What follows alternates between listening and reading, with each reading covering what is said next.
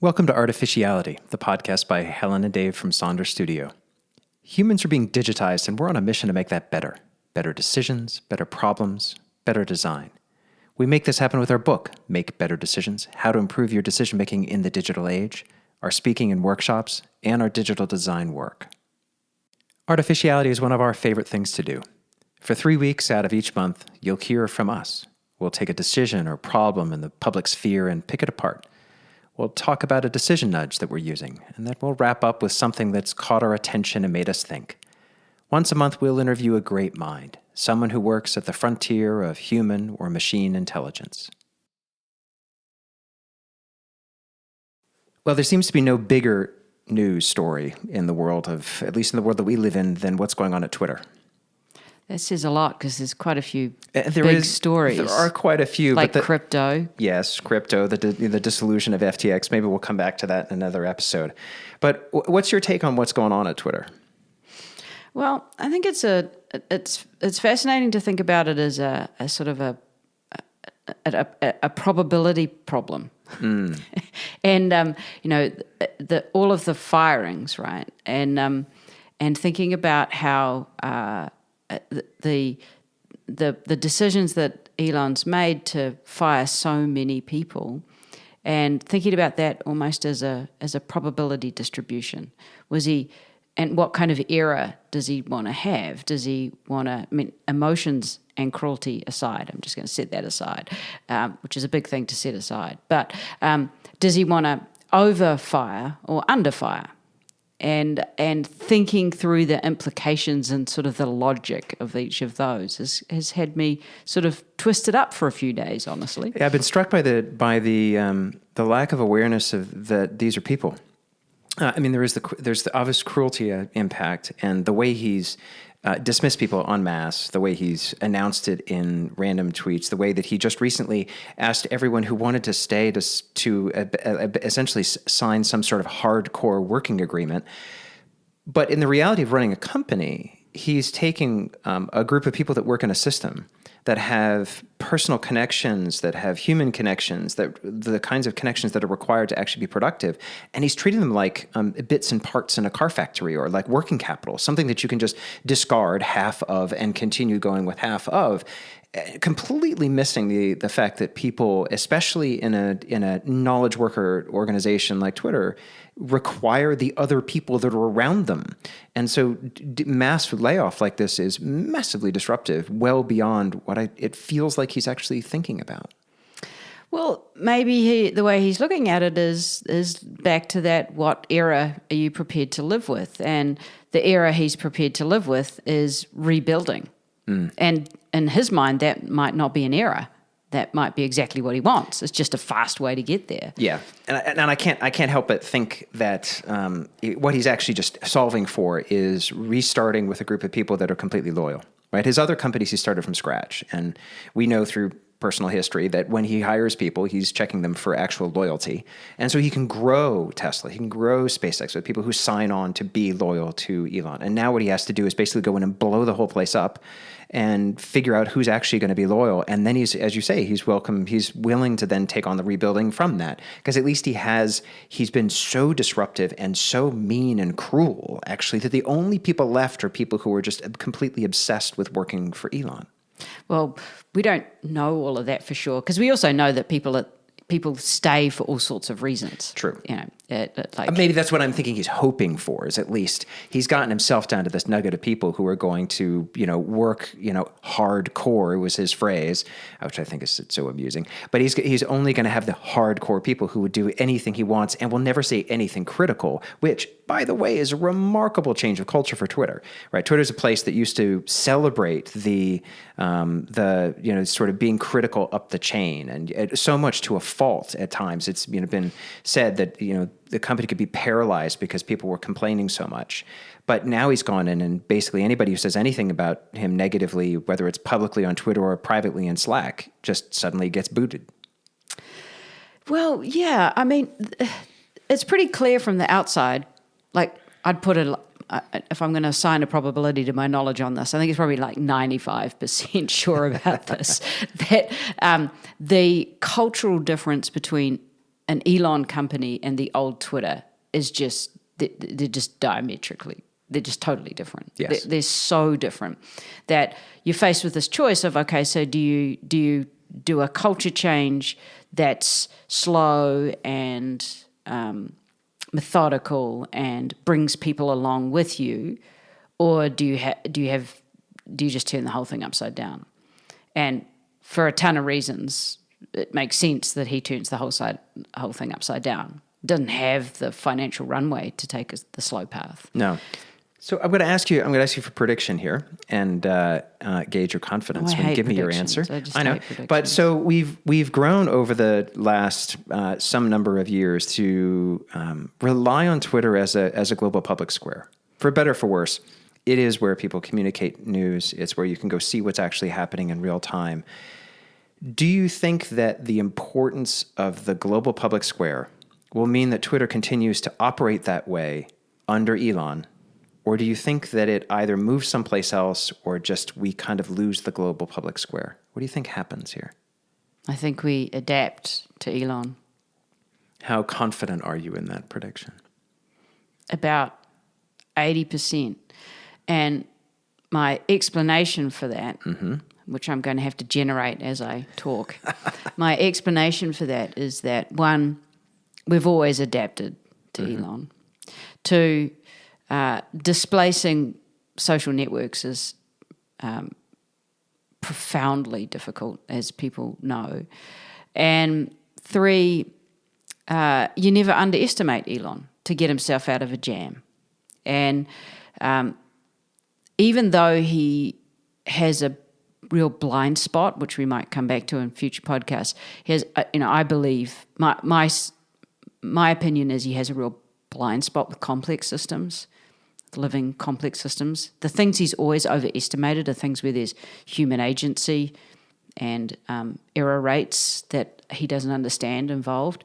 The real engineering behind Twitter right now is not technical engineering, it's going to be financial engineering, and that's still engineering. And I think he can probably engineer himself out of that jam. And I think that we all just kind of get used to one of the things that we learned and as we wrote Make Better Decisions is understanding how we have a predictable bias around forecasting how we feel about something in the future. And we think that Twitter's going to be terrible and we're all going to abandon it, and we fail to see how we just emotionally adapt. We make the best of things. And I think in the end, Twitter will evolve, as will Twitter's users, and there'll be a different kind of Twitter, but it'll just be Twitter. Interesting. What about you? What do I think? Yeah. I think that it likely will continue in a more diminished factor. I think people will be more cautious. I think having essentially a singular billionaire, slightly autocratic figurehead who makes decisions willy nilly and throws people in or out, has thrown away all of the guardrails for any form of ethics, is going to have a long-standing impact on the platform. Not just advertisers are definitely worried. I think that's going to have a huge financial impact for the company. But I also think that it's going to make people a little bit more wary about it being the trusted place. And it being the place that you actually want to make your statement. So when I'm making an announcement about my business, is that really the place that I want it to be? But the problem is, as you say, we're basically in a marketplace for knowledge, and you need both sides of it. You need the people who are going to go say something interesting and the people who are going to want to go hear something interesting. And moving an entire community like that to another platform is a huge a huge risk or a huge challenge, I guess. I think that probably an 80-20 kind of number is about right for me. I think there's a 20% chance that a singular individual or some group of individuals could be so powerful to create something that is potentially a nonprofit. Something where it is actually recognized to be the marketplace for ideas that was the original kind of vision, or at least early on vision for Twitter. The idea that it was something that was going to be more of the fundamental part of how the internet was created, that we could actually have a place that's actually advancing and amplifying our ideas rather than just monetizing them. but I'm not sure who that is. I don't see it being Jack. I don't see it being the big, celebrities on Twitter. Too many of them are either just true celebrities or they're journalists, and there aren't then a lot of people who are going to just rush to go follow the journalist someplace. So I'm not sure who that could be, but that's the only outcome. It's Kevin Delaney. Could be. No, but I think it's interesting because what you say there is what I almost consider to be another cognitive bias as yet unnamed, or maybe it is named, someone might have named it, which is kind of a utopian bias. Yeah. That we think that we just have this hope, it's kind of wishful thinking that you put us all together and we end up having this sort of great discourse. But interestingly, what you were saying is I think that you're correct in that you get this kind of disruption, and we see it's happened politically, right, recently, where there's this kind of disruption and then there's this time where people en masse metacognate. We're all sort of stepping back and saying, hang on a minute, let's just think about whether we really trust this thing. And it becomes a more nuanced, couple of levels down conversation about what constitutes the public square, trust, free speech. And I think that Elon stepping in and doing this and actually, really making quite a spectacle over the whole thing has made people step back and say, maybe we just need to think. And that could be a good benefit. I mean, there could be a global benefit for more public squares, some number of them, more reflecting on going back to papers of record for announcements, or maybe there is some level of discourse that happens that's healthy on Mastodon, right? The open source platform that everybody's sort of looking at. And I've tried. I went and created an account. And yeah, well, that's a jump to conclusions moment, though, isn't it? Let's just go from one lily pad to another. Exactly. I mean, I think the fascinating thing about this is that what you do see is that as people back away from it and question a few things, that you start to reconsider a more fragmented, complicated answer to any question. It's like, Don't just go to Twitter. It's like, where else can I go? Where else can I go? And that could have a great benefit overall when we have more sources of places where people are gathering and sharing information, more smaller communities that are actually interesting. And the premise behind Mastodon works in that there's multiple servers where individuals can join in a group of interest. And so the concept of that and that sort of distributed nature of it is appealing to me. I don't find the platform itself and the technology itself to be appealing. And if I'm having trouble feeling like it's working for me technically, then I know the vast majority of the world is going to find it to be a complete and utter waste of time. But the concept of gathering in smaller spaces with people that you find that are your tribe, intellectually, emotionally, interest-based, whatever it is, that you're finding your gathering spot. And you could be multiple spots. And that is interesting to me and is more of the original sort of utopian premise of the internet. And we're old enough to remember, perhaps Gen X is important here in that we're old enough to remember what the original premise was. The millennials and Gen Z especially are young enough to just be cynical because all they've seen is the mass, commercialization of the internet. But so we're old enough to remember what the sort of the original purpose was. And it was better in the old days. It was better in the old days. Well, the vision was. Well, I do notice that, just one final thing on Twitter, I do notice metacognitively for me, thinking about my thinking, when I open Twitter, I have a different mental model. Exactly. I don't see it as the town square anymore. I see it as Elon Square. Yeah. And it gives me pause and caution. And I have there's almost an extra step I've put in. It's a quick step, but it's an extra step that exists now that didn't exist. And if the whole of the rest of the world is going into Twitter with a little bit more of a sort of hang on a minute as they open the app, then maybe that's not a bad thing. Yeah. The only reason I've gone actually from going and looking to find things in the world on Twitter to now just going to look at the car crash that's happening. That's my interest when I open the app, and I don't know whether I'll go back the other way. And if I don't, then it becomes less important. All right, so let's transition to the next section. We're going to each share a nudge that is on our mind this week quickly. For this is a new topic in our podcast. What we're doing is highlighting a nudge that we are using out of our book, Make Better Decisions. Premise of the book is that there are 50 nudges to help you improve your decision making, and we advocate that those nudges be included in a practice of better decision making, and we sort of advocate that you have one at the top of your mind at any particular time that you're focusing on. So, what are you focusing on right now? Yeah, well, in the spirit of practice, because 50 nudges, you can't do all of that all the time, but Definitely you do get better over time. It's practice. The one that that I've been thinking about this week is plug the leaks, which is one that comes from poker, and I think it's a really great one because it's about helping us get over this discounting of future consequences that we tend to have, and it's a really one about willpower. Willpower is hard, and you notice at points in time you kind of go up and down in your ability to assert willpower. I think sometimes you do better than others, and I've been finding myself going through a bit of a dull point in my ability to stick with things that require willpower. And so I love Plug the Leaks because it's about recognizing that every single decision is in the service of sort of a long-term goal, and that no decision's too small. And that is can be really quite hard to do. But the reason I ended up focusing on it this week was a combination of feeling a little bit low in my willpower reserves, but also and one of Michael Bungay Stanger's newsletters this week where he had a lovely metaphor, so I'm going to yes and this nudge. He had a lovely metaphor about willpower as kind of being momentum, mass times velocity kind of thing, and that we all focus on the mass, the big thing. We've got to move the big thing, and we don't focus so much on the velocity. And it was more, can you keep the velocity up on something and not worry about how big it is?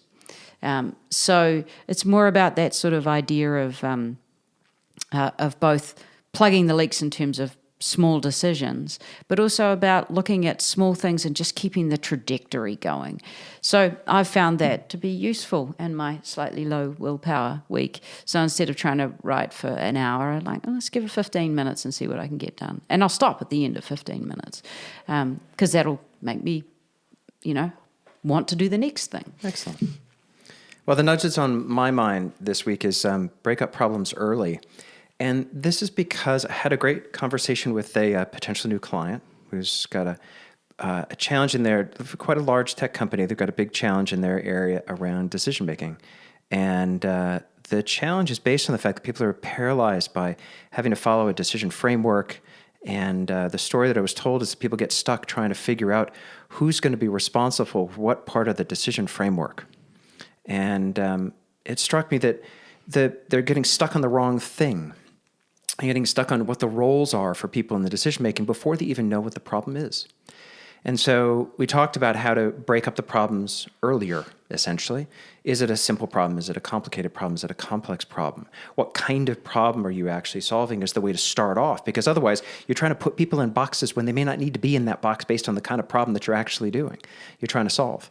So it was that nudge itself really hit me because it was so applicable in what is a fairly large challenge that they're facing about changing decision culture, and how do they get themselves out of the paralysis that they feel whenever they approach a decision, because they're trying to figure out who to put into what box and how to assess all of this mass data. The part of the problem is that they're just not starting and breaking up the problem first. Well, understanding what kind of problem they're facing as well is what kind of problem and what's to. known and unknowable, right? That whole process that we take people through for that nudge, which is actually a very robust nudge if you think about it that way. It is a robust nudge. It's sort of nudge of a lifetime, really. Yeah, it is. It's a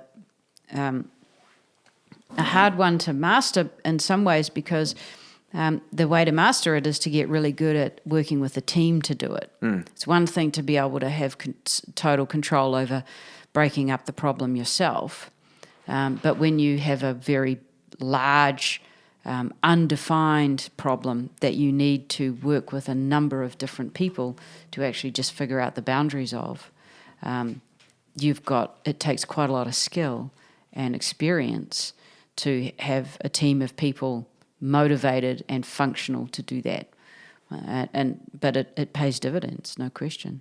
Okay, so let's move to the last section of the podcast now.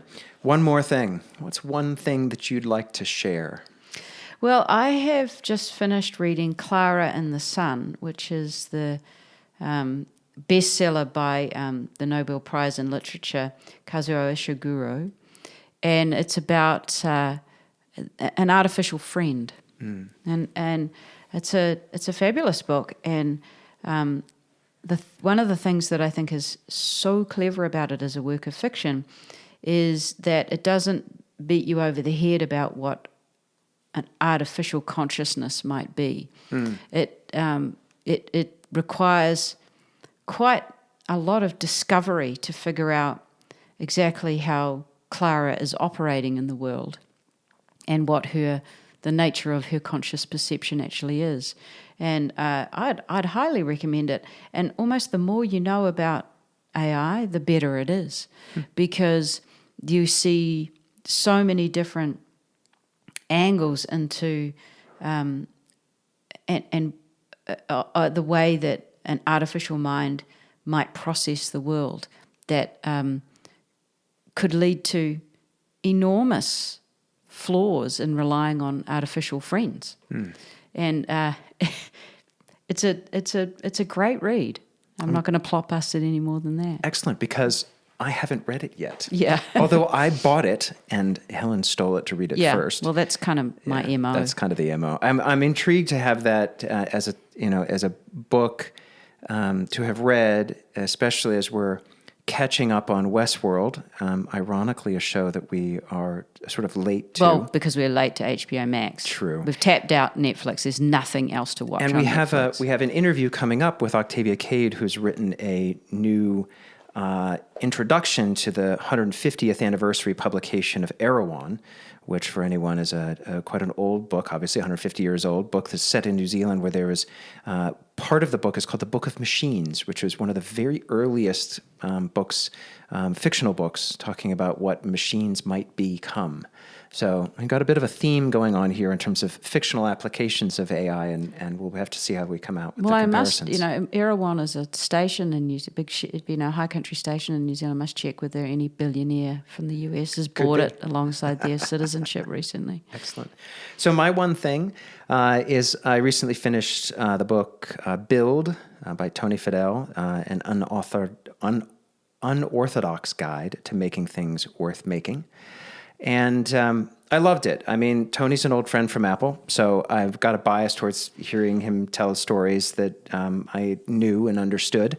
And I think he's got, he's done a great job of putting a lot of his sort of mentorship wisdom into a book that has applications for people who are early or late in their careers. And I think he's actually done a wonderful job of it. It actually comes across very much like in his language. So he and his co-writer, he talks very openly about in the beginning, clearly have a way of getting his spoken word into written word in a wonderful way. But there's one thing in there, there's a quote that I think is actually quite potentially applicable to our conversation on Twitter. It says, sometimes the people you don't expect to be amazing, the ones you thought were Bs and B pluses, turn out to completely rock your world. They hold your team together by being dependable and flexible and great mentors and teammates. They're modest and kind of just quietly do good work. They're a different type of rock star. And I totally agree with him on that. That is so underappreciated. It is so underappreciated. There is one person in particular that was on my team at Apple that when I'm thinking back to that era, who would have come across very much as that person who was a true rock star. But those people won't show up very high on Elon's list is my guess. The people who he threw out, I would imagine that he probably threw out a whole bunch of those people that Tony you're describing because they don't show up at the top of whatever performance metric that he's using. Well, he might be thinking in bar charts, not in graph. These are hubs that in a network that are highly influential, but you have to really understand it before you see the glue that they And I that think, they but are. I think there's a wonderful wisdom. It's a good quote. It's indicative of everything else that you can read in that book, and it tells you why. Gives you a good impression of someone who truly is, a rock star in the tech industry, and people who, that there can be people like Tony who are both hugely successful and celebrated, but also really good people. And I'd like to see us celebrate a bit more of those people these days, because so far we're spending a little too much time celebrating the people who aren't such nice people. Well, we're on the extremes. Yeah. And that is one thing that, social media has done, is have us focus on the extremes. It's the middle is unfashionable, but I think, was it David Krakauer that said, that's the bath I want to bathe in? Yes. Excellent. All right. Well, thank you very much for joining us on Artificiality, and we'll talk to you again next week. Thanks for listening. If you enjoy our podcast, please subscribe on Substack or your favorite podcast platform. And please leave a positive rating or comment. Sharing your positive feedback helps us reach more people and connect them with the world's great minds. Seriously, a review on Apple Podcasts is a big deal. And if you like how we think, then contact us about our speaking and workshops and human-centered product design. You can learn more about us at getsonder.com, and you can contact us at hello@getsonder.com. You can learn more about making better decisions in our book, Make Better Decisions: How to Improve Your Decision-Making in the Digital Age. The book is an essential guide to practicing the cognitive skills needed for making better decisions in the age of data, algorithms, and AI.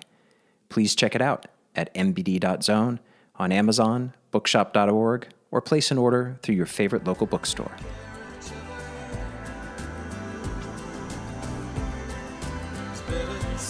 Stay